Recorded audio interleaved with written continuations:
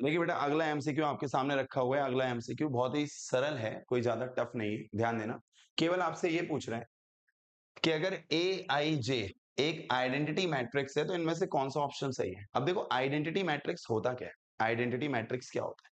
ये होता है एक मैट्रिक्स, यहां पे 1 हो, ये 0, फिर यहां 0 और यहां 1 हो। ये 2x2 ऑर्डर का मैंने लिखा है, 2x2 ऑर्डर का, 2x2 ऑर्डर जिसमें 2 रो और 2 कॉलम है।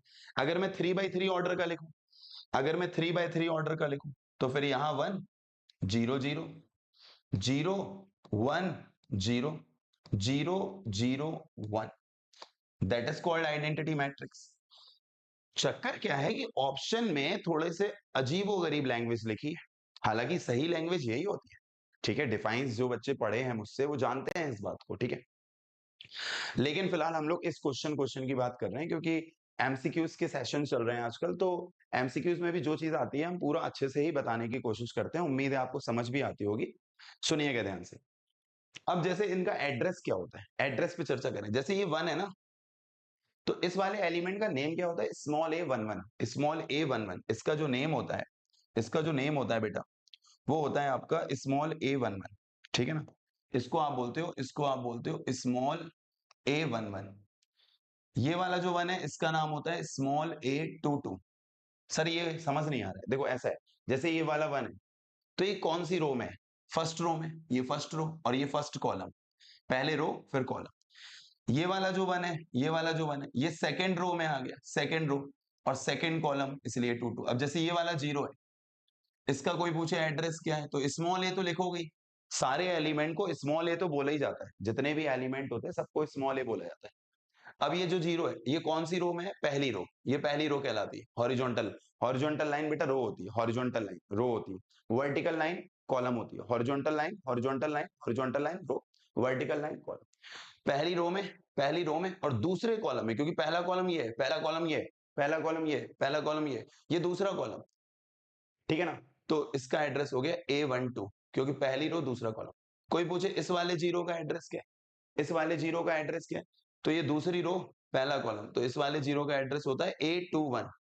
ऐसे ही एक बार बेटा इस पे नीचे और एड्रेस कर देता है। जैसे कोई पूछे ये 1 तो इसको क्या बोलेंगे? A11। कोई पूछे इस 0 को क्या बोलेंगे तो स्मॉल A12।